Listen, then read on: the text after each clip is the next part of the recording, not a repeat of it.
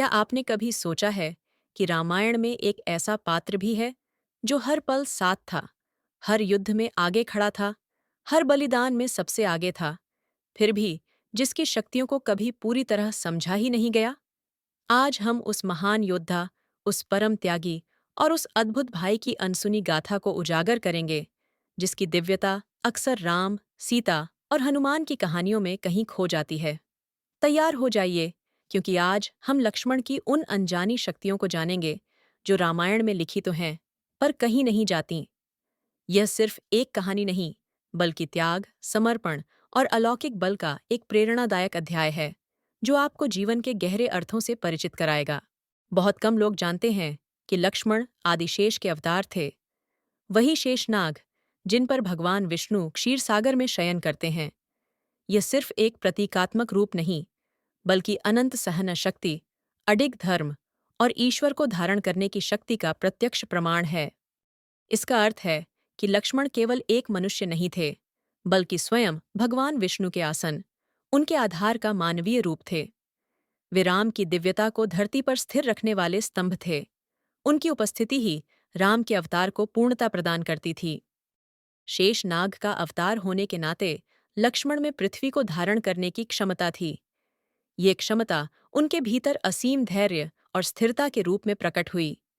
वे हर परिस्थिति में अडिग रहे, चाहे वह वनवास की कठिनाइयां हों या युद्ध का भीषण मैदान। यह दिव्य संबंध उन्हें साधारण मानव से कहीं ऊपर उठाता है। उनकी हर क्रिया, हर बलिदान में एक अलौकिक उद्देश्य छिपा था। वे राम के साथ उनके हर कदम पर एक अदृश्य शक्ति बनकर खड़े थे। हम सब जानते हैं कि लक्ष्मण 14 साल नहीं सोए, लेकिन असली रहस्य ये है कि यह सिर्फ अनिद्रा नहीं थी, बल्कि निद्रा की देवी निद्रा पर विजय थी। यह एक ऐसी तपस्या थी जिसे बड़े बड़े आर्षि मुनि भी नहीं कर पाए। नींद की देवी स्वयं उनके पास आईं और उन्हें विश्राम का प्रस्ताव दिया। लेकिन लक्ष्मण ने अपने भाई की सेवा में कोई बाधा नहीं आने दी। उन्होंने निद्रा देवी से एक अद्भुत वरदान मांगा। लक्ष्मण ने कहा, मैं नहीं सोऊंगा, मेरी नींद मेरी पत्नी उर्मिला को दे दो। ये कथा कुछ क्षेत्रीय रामायणों में मिलती है, जो उनके त्याग की पराकाष्ठा को दर्शाती है। उर्मिला ने 14 वर्षों तक अत्यधिक निद्रा में रहकर लक्ष्मण का तप सहन किया। यह साधारण जागरण नहीं था, ये योग निद्रा पर विजय थी।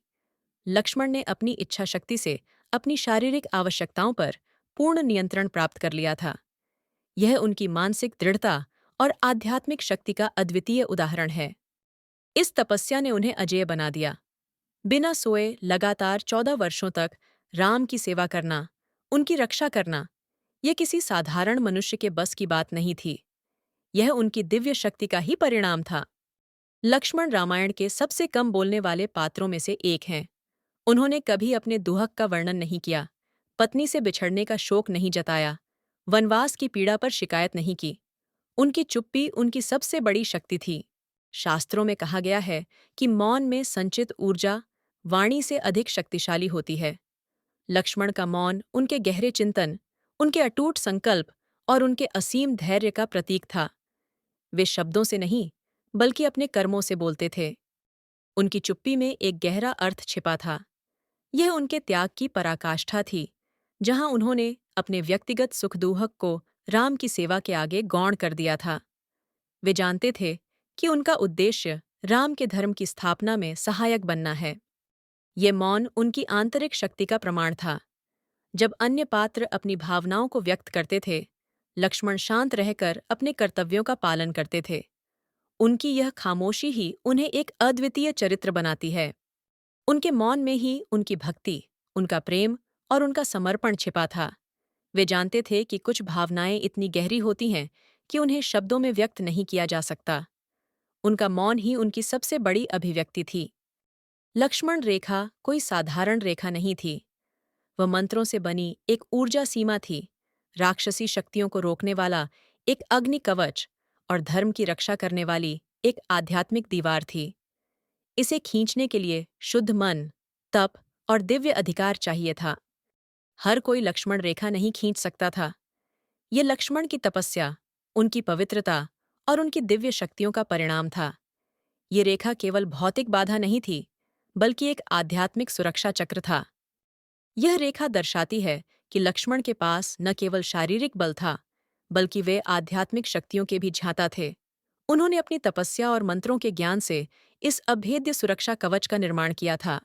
लक्ष्मण रेखा का उल्लंघन करना किसी भी आसुरी शक्ति के लिए असंभव था। ये सीता की सुरक्षा के लिए खींची गई एक अदृश्य ढाल थी, जो केवल छल और कपट से ही तोड़ी जा सकती थी। यह घटना लक्ष्मण की दूरदर्शिता और उनकी सुरक्षात्मक प्रवृत्ति को उजागर करती है। वे जानते थे कि वन में खतरा हर पल मौजूद है, और उन्होंने अपनी शक्ति का उपयोग सीता की रक्षा के लिए किया। राम थे निर्णायक योद्धा, धर्म का प्रहार, और लक्ष्मण थे सुरक्षा, पहरा, रणनीति। रात्रि युद्ध, वन रक्षा, आकस्मिक आक्रमण, इन सब में लक्ष्मण निपुण थे। इसलिए वनवास में रक्षा का भार हमेशा लक्ष्मण पर था। लक्ष्मण एक उत्कृष्ट धनुर्धर और कुशल रणनीतिकार थे। वे युद्ध कला में पारंगत थे और हर परिस्थिति में राम के लिए एक मजबूत ढाल बनकर खड़े रहते थे। उनकी युद्ध कौशलता अद्वितीय थी। वे केवल शारीरिक बल से ही नहीं लड़ते थे, बल्कि अपनी बुद्धि और रणनीति से भी शत्रुओं को परास्त करते थे। वनवास के दौरान उन्होंने राम और सीता की सुरक्षा का पूरा जिम्मा अपने कंधों पर उठा रखा था। लक्ष्मण की सतर्कता और उनकी युद्ध क्षमता ने कई बार राम और सीता को संकट से बचाया। वे हमेशा आगे रहते थे, किसी भी खतरे को सबसे पहले भांप लेते थे और उसका सामना करने के लिए तैयार रहते थे। उनकी यह भूमिका उन्हें केवल एक भाई से कहीं अधिक बनाती है। वे राम के सबसे भरोसेमंद सेनापति, उनके अंगरक्षक और उनके सबसे बड़े सहायक थे। उनकी उपस्थिति राम के लिए एक अजेय शक्ति थी। लक्ष्मण किसी से नहीं डरते थे, चाहे वह सुग्रीव हो या रावण का पुत्र इंद्रजीत। यहाँ तक कि जब कोई धर्म से हटता तो लक्ष्मण उसे टोकने से नहीं चूकते। उनके लिए पद नहीं, धर्म सर्वोपरि था। उनकी निर्भीकता उनके अटूट विश्वास और धर्म के प्रति उनकी निष्ठा का परिणाम थी। वे सत्य और न्याय के पक्ष में खड़े होने से कभी नहीं हिचकिचाते थे, चाहे सामने कोई भी हो। जब सुग्रीव अपनी प्रतिज्ञा भूल गए थे, तो लक्ष्मण ने उन्हें कठोर शब्दों में चेतावनी दी थी। यह दर्शाता है कि वे केवल राम के सेवक नहीं थे, बल्कि धर्म के सिद्धांतों के प्रति भी पूरी तरह समर्पित थे। उनकी यह धर्मनिष्ठा उन्हें एक आदर्श चरित्र बनाती है। वे जानते थे कि धर्म का पालन करना ही सबसे बड़ा कर्तव्य है, और वे इस कर्तव्य से कभी विचलित नहीं हुए। लक्ष्मण का यह निडर स्वभाव उन्हें एक शक्तिशाली और प्रभावशाली व्यक्तित्व प्रदान करता है। वे किसी भी अन्याय या अधर्म को सहन नहीं करते थे और हमेशा सत्य के मार्ग पर चलते थे। राक्षसों की माया, झूठे आह्वान, भ्रम और छल, इन सब को लक्ष्मण पहले पहचान लेते थे। सीता हरण से पहले भी लक्ष्मण को अनहोनी का आभास था, लेकिन राम की आज्ञा उनकी अपनी बुद्धि से ऊपर थी। यही है पूर्ण समर्पण। लक्ष्मण के पास दिव्य दृष्टि और सूक्ष्म बोध की शक्ति थी। वे मायावी शक्तियों को आसानी से पहचान लेते थे और उनके जाल में नहीं फंसते थे। यह उनकी आध्यात्मिक जागरूकता का प्रमाण था। जब मारीच ने स्वर्ण मृग का रूप धारण किया था, तो लक्ष्मण ने तुरंत उसकी माया को पहचान लिया था। उन्होंने राम को चेतावनी भी दी थी, लेकिन राम की आज्ञा का पालन करना उनके लिए सर्वोपरि था। यह घटना उनके पूर्ण समर्पण को दर्शाती है।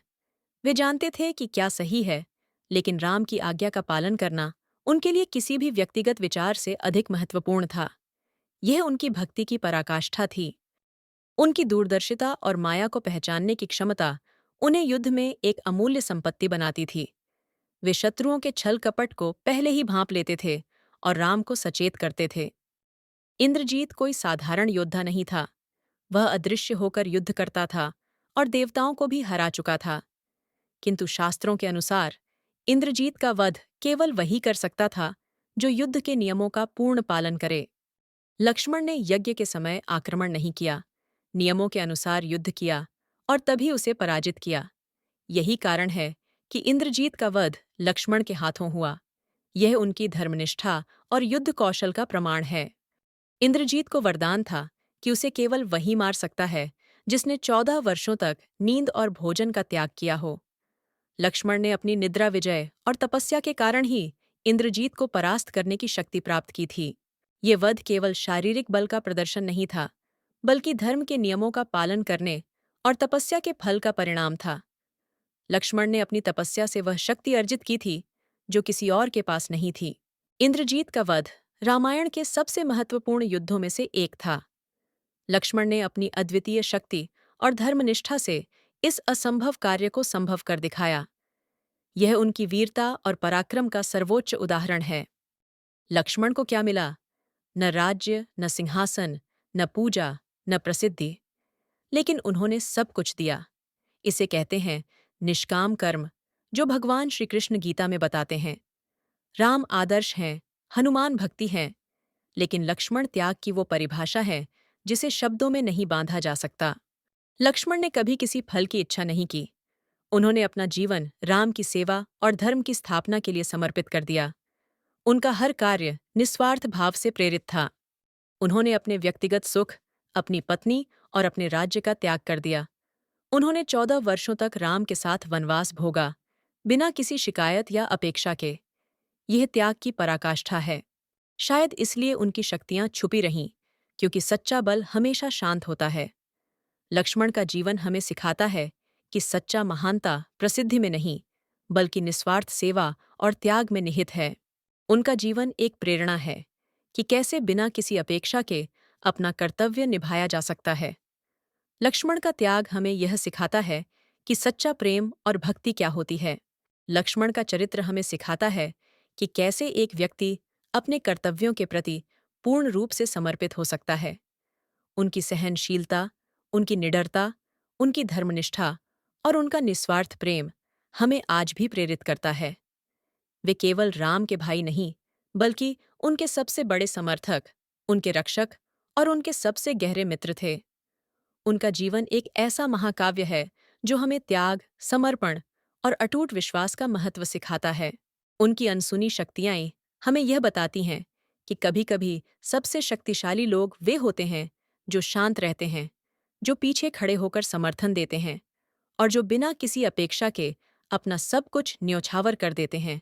लक्ष्मण का जीवन एक ऐसी ज्योति है जो हमें सही मार्ग दिखाती है, हमें अपने कर्तव्यों के प्रति जागरूक करती है और हमें निस्वार्थ सेवा का महत्व समझाती है। अगर आपको लक्ष्मण की यह अनसुनी गाथा पसंद आई हो, तो इस वीडियो को लाइक करें और अपने दोस्तों और परिवार के साथ शेयर करें। हमें कमेंट में बताएं कि लक्ष्मण के किस गुण ने आपको सबसे ज्यादा प्रभावित किया। ऐसे ही अनसुने मिथकीय रहस्यों और प्रेरणादायक कहानियों के लिए हमारे चैनल को सब्सक्राइब करना न भूलें और बेल आइकॉन दबाएं ताकि आप कोई भी नया वीडियो मिस न करें। जय श्री राम।